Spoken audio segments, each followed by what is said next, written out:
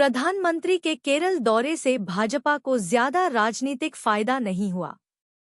बड़ी घोषणाएं न होने से चुनाव से ठीक पहले राज्य के लोग हुए निराश। लेखक पी श्रीकुमारन।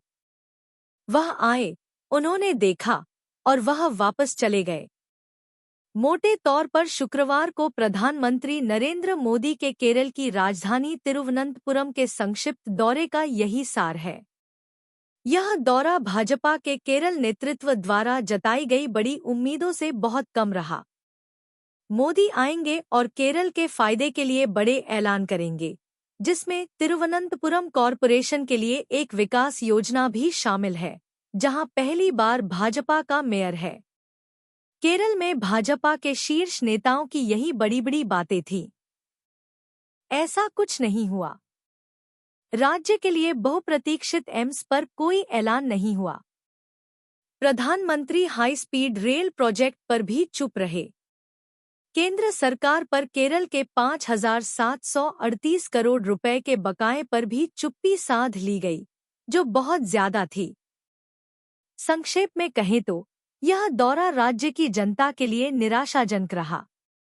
कोई बड़ा ऐलान करने के बजाय प्रधानमंत्री ने इस मौके का इस्तेमाल एक राजनीतिक भाषण देने के लिए किया, जिसमें उन्होंने वाम लोकतांत्रिक मोर्चा (LDF) और कांग्रेस के नेतृत्व वाले विपक्षी संयुक्त लोकतांत्रिक मोर्चा (UDF) दोनों पर हमला बोला।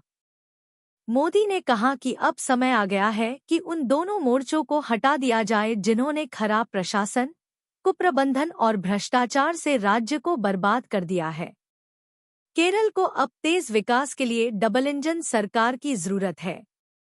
उन्होंने कहा कि सबरीमाला, एक बयान जो तथ्यात्मक रूप से गलत है, अयप्पा मंदिर में LDF सरकार के तहत सोने की चोरी हुई थी। यह मोदी की गारंटी है कि अगर भाजपा सत्ता में आई तो इसमें शामिल लोगों को पकड़ा जाएगा और सजा दी जाएगी।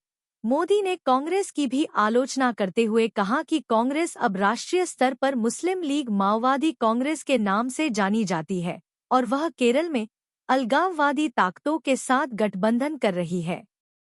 यह भाषण उनके ही पिछले बयानों के खिलाफ है कि विकास के मामले में कोई राजनीति नहीं होनी चाहिए। इसका मतलब यह था कि गैर भाजपा सरकारों को केंद्र से किसी भी बड़ी मदद की उम्मीद नहीं करनी चाहिए। यह सहकारी संघवाद की अवधारणा के खिलाफ है, जबकि भाजपा नेता दिनरात सहकारी संघवाद का ढोल पीटते रहते हैं। केरल के मुख्यमंत्री ने प्रधानमंत्री का स्वागत करते हुए एक छोटा भाषण दिया। उन्होंने इस मौके पर घोषित किए गए 4 परियोजनाओं के लिए प्रधानमंत्री को धन्यवाद दिया। उन्होंने यह भी उम्मीद जताई कि प्रधानमंत्री केरल की असली मांगों को भी हरी झंडी देंगे। प्रधानमंत्री ने मुख्यमंत्री के साथ विनम्रता से बात की, लेकिन बाद में हुई पार्टी मीटिंग में उन्होंने पिनाराई के नेतृत्व वाली LDF सरकार की कड़ी आलोचना की।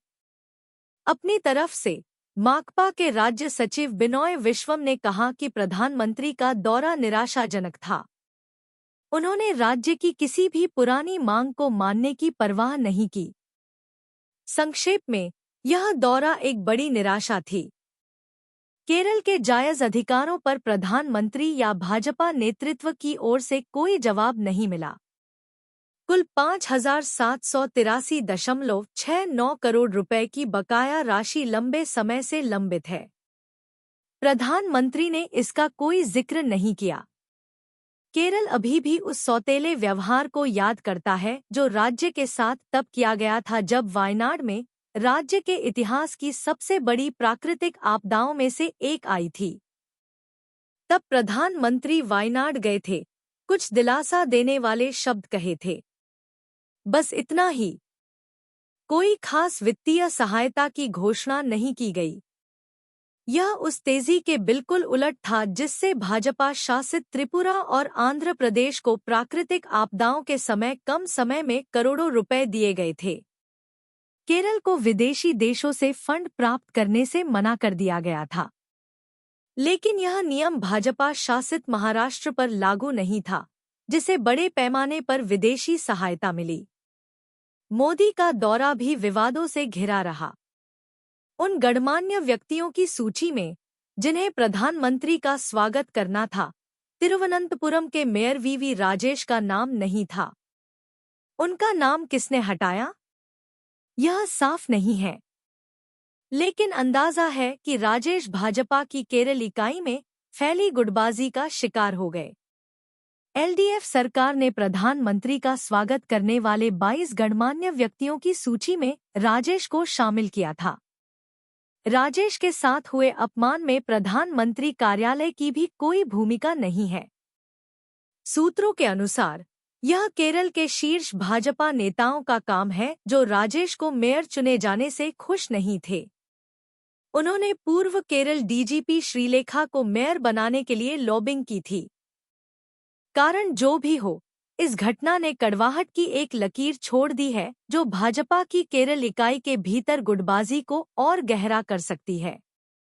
श्रीलेखा, जिन्हें नजरअंदाज किए जाने के बाद मंच से जाना पड़ा, यह एक दुखद नजारा था।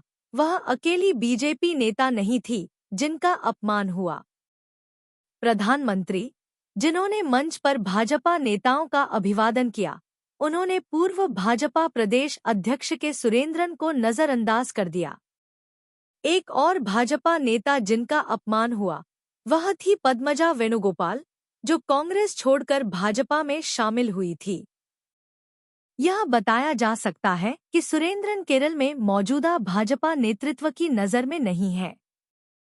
चर्चा है कि राजेश को इसलिए नजरअंदाज किया गया क्योंकि वह श्रीलेखा को पछाड़कर मेयर बनने में कामयाब हो गए, जो इस पद के लिए राजीव की उम्मीदवार थी। आखिर में प्रधानमंत्री उनकी किसी भी बड़ी मांग को माने बिना ही चले गए। राज्य में उन्होंने बस एक रोड शो में हिस्सा लिया और 1 घंटे का भाषण दिया। अच्छी बात यह रही कि PM Svanidhi credit card scheme launch की गई। मोदी ने कहा कि यह पूरे देश की पहल है जो केरल से शुरू हुई है, जिससे देश भर के स्ट्रीट वेंडर्स और हॉकरों को फायदा होगा। उन्होंने दावा किया कि केरल में एक नए CSIR इनोवेशन हब का उद्घाटन और मेडिकल कॉलेज अस्पताल में रेडियो सर्जरी सेंटर की शुरुआत से राज्य साइंस, इनोवेशन और हेल्थ केयर के हब के तौर पर स्थापित होगा। प्रधानमंत्री ने 4 ट्रेनों को हरी झंडी भी दिखाई। Thiruvananthapuram Amrit Bharat express, Nagercoil Mangaluru Amrit Bharat express, Thiruvananthapuram लप्पल्ली Amrit Bharat express और त्रिशूर गुरुवायूर पैसेंजर ट्रेन।